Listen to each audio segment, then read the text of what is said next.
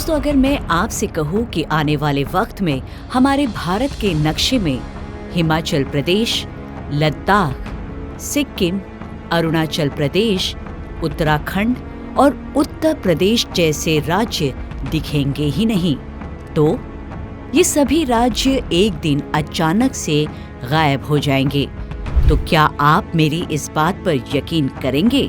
दोस्तों, ये सभी राज्य हिमालय में घुसते जा रहे हैं और इन प्लेट्स के टूटने का आलम यही रहा तो वो दिन दूर नहीं जब ये राज्य भारत का वर्तमान नहीं बल्कि इतिहास बनकर रह जाएंगे। अफसोस की बात तो ये है कि अब तक किसी का भी ध्यान इस तरफ नहीं गया और यही बात इन राज्यों के लिए एक बड़ी खतरे की घंटी है, क्योंकि ये प्रोसेस अब शुरू हो चुका है। दोस्तों, भारत में लगातार भूकंपों की संख्या बढ़ रही है और इसके पीछे क्या वजह है, इसका खुलासा हाल ही में किया गया। वैज्ञानिकों के नए विश्लेषण में ये बात सामने आई है कि तिब्बत के नीचे भारतीय टेक्टोनिक प्लेट फट रही है, लेकिन ऊपरी हिस्सा यानी यूरेशियन प्लेट ऊपर उठ रहा है और फैल रहा है। इसकी वजह से हिमालय की ऊंचाई बढ़ रही है। साथ ही हिमालयन बेल्ट के आसपास भूकंपों की संख्या बढ़ रही है। जैसा कि हम सब जानते हैं कि भारतीय और यूरेशियन टेक्टोनिक प्लेट के टकराव से ही हमारा हिमालय बना था। अंतर्राष्ट्रीय वैज्ञानिकों के समूह ने ये जानकारी दिसंबर में अमेरिकन जियोफिजिकल यूनियन कॉन्फ्रेंस में दी थी, जिसमें ये बताया गया कि भारतीय टेक्टोनिक प्लेट डिलेमिनेशन की प्रक्रिया से गुजर रही है, यानी दो हिस्सों में बंट रही है। चलिए जानते हैं आखिर ये टेक्टोनिक प्लेट्स होती क्या है। पृथ्वी का बाहरी आवरण यानी शेल्स बड़े बड़े टुकड़ों से बना होता है, जिसे टेक्टोनिक या लिथोस्फेरिक प्लेट भी कहा जाता है। ये प्लेट सख्त चट्टान का एक बहुत बड़ा स्लैब होता है। ये टेक्टोनिक प्लेटें आपस में एक दूसरे से जुड़ी होती हैं, जो पृथ्वी के क्रस्ट और कोर के बीच की परत मेंटल पर तैरती रहती है। और अब भारतीय प्लेट का निचला हिस्सा लगातार मेंटल में धंसता जा रहा है और ये प्रक्रिया तिब्बत के नीचे हो रही है। इस स्टडी को करने के लिए वैज्ञानिकों ने भारतीय और यूरेशियन प्लेट की टक्कर वाली जगह पर भूकंपीय तरंगे भेजी, जिसके बाद मिले डेटा से ये स्टडी की गई। भूकंपीय तरंगों ने साफ बताया कि भारतीय प्लेट फट रही है और प्लेट के क्रस्ट यानी ऊपरी हिस्से में बड़ी दरारें आ रही है, जो 100 से 200 किलोमीटर के बीच हो सकती है। यानी ये दरार प्लेट्स के बीच बनी फोर्स की वजह से और बड़ी हो सकती है, जिसका असर धरती के केंद्र यानी कोर तक जाएगा। वैज्ञानिकों ने जब 3DS वेव्स रिसीवर के जरिए हिमालय के नीचे की स्टडी की, जिसके बाद ऐसे खुलासे हुए जो आपके होश फाख्ता कर देंगे। पहला, तिब्बत के दक्षिण में 90 डिग्री नीचे लिथोस्फीयर एटमॉस्फेयर बाउंड्री पर ये हलचल बढ़ रही है। दूसरा, पूर्व दिशा की ओर भारत के नीचे के मेंटल के पास ग्रेविटी के असर से ऊपरी हिस्सा अलग हो रहा है। कुल मिलाकर कहे तो भारतीय टेक्टोनिक प्लेट और तेजी से टूट रही है, जिसका भयानक असर भारत के हिमाचल प्रदेश, लद्दाख, सिक्किम, अरुणाचल प्रदेश, उत्तराखंड और उत्तर प्रदेश जैसे राज्यों में देखने को मिल सकता है। लेकिन ये हलचल सिर्फ भारत में ही देखने को नहीं मिल रही। भारत के अलावा अफ्रीका भी दो हिस्सों में बंट रहा है।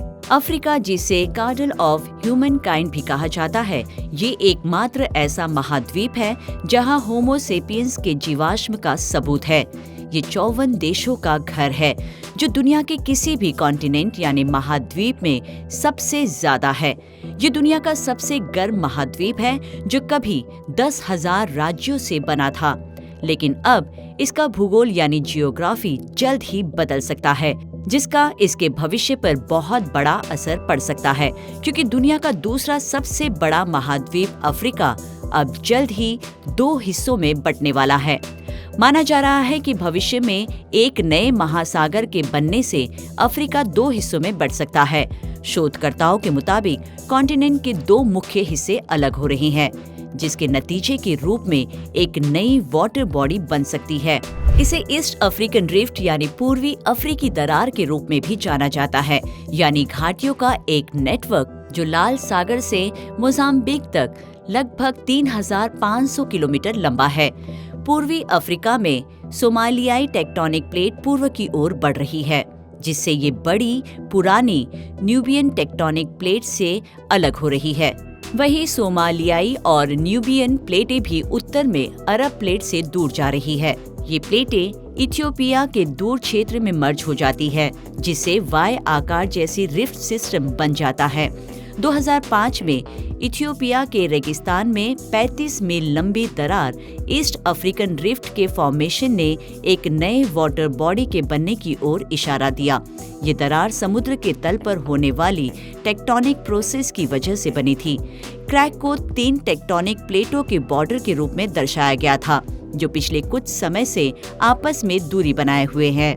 ये दरारें पृथ्वी के क्रस्ट में 2 पैरेलल सेट से बनी है, जबकि पूर्वी दरार इथियोपिया और केन्या से होकर गुजरती है। पश्चिमी दरार युगांडा से मलावी तक एक आर्क बनाती है। पूर्वी ब्रांच शुष्क है, जबकि पश्चिमी ब्रांच कांगोलीज रेन फॉरेस्ट की सीमा पर मौजूद है। भूकंप और ज्वालामुखी के ऑफशोर जोन्स की खोज के साथ साथ पूर्वी और पश्चिमी दरारों का अस्तित्व इस बात का प्रतीक है कि अफ्रीका धीरे धीरे कई लाइंस के साथ खुल रहा है, जो हर साल करीब 0.25 इंच जितना है। अभी दरार पैर के नाखून के दर से बढ़ते हुए बन रही है। पूर्वी अफ्रीकी दरार असल में इथियोपिया और केन्या के बीच पृथ्वी के सबसे गर्म, कमजोर ऊपरी हिस्से से बहने वाली गर्मी की वजह से बना था। इस गर्मी की वजह से ऊपर के क्रस्ट का विस्तार हुआ और बढ़ने लगे, जिससे ब्रिटल कॉन्टिनेंटल रॉक यानी भंगूर महाद्वीपीय चट्टान में खिंचाव हुआ, जिससे हाई वोल्केनिक गतिविधि हुई, जिसमें बाद में अफ्रीका की सबसे ऊंची पर्वत चोटी माउंट किलिमंजारो का बनना शामिल था। यदि अफ्रीका वास्तव में टूट जाता है तो ऐसा कैसे होगा, इसके लिए ऑल्टरनेटिव तरीके हैं। सबसे आम सिनेरियो में सोमालियाई प्लेट का ज्यादातर हिस्सा अफ्रीकी महाद्वीप के बचे हुए हिस्से से अलग हो रहा है, जिसके बीच में समुद्र बन रहा है, और इस तरह इस नए भूभाग में Somalia, Eritrea, Djibouti, Ethiopia, Kenya, Tanzania और मोजाम्बिक के कुछ ईस्टर्न पोर्शन शामिल हो सकती हैं। दूसरे सिनेरियो में सिर्फ तंजानिया और मोजाम्बिक का पूर्वी हिस्सा अलग हो रहा है। लेकिन अगर अफ्रीकी महाद्वीप नहीं टूटा तो इथियोपिया और केन्या में दरार अगले कुछ मिलियन सालों में एक नई सोमाली प्लेट बनाने के लिए बढ़ सकती है, लेकिन तब भी अफ्रीका 2 भागों में नहीं बढ़ सकता। दरार पैदा करने वाली जियोलॉजिकल फोर्सेस सोमालियाई और न्यूबियन प्लेटों को खिसकाने में बहुत धीमी साबित हो सकती हैं।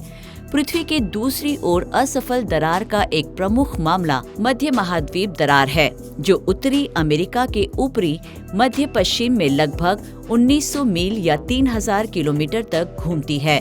पूर्वी अफ्रीकी दरार की पूर्वी शाखा एक फेल रिफ्ट है, हालांकि पश्चिमी इकाई अब भी बहुत एक्टिव है। तो क्या ये दरार अपनी अभी की स्पीड से जारी रहेगी? क्या ये मध्य पूर्व में रेड सी की तरह एक समुद्री बेसिन खोलेगा? आपको क्या लगता है? अपनी राय कमेंट कर हमें जरूर बताएं। विज्ञान से जुड़ी ऐसी ही इंटरेस्टिंग खबरों को जानने के लिए हमारे चैनल विज्ञान 360 को सब्सक्राइब करें और बेल आइकन को प्रेस करना ना भूलें।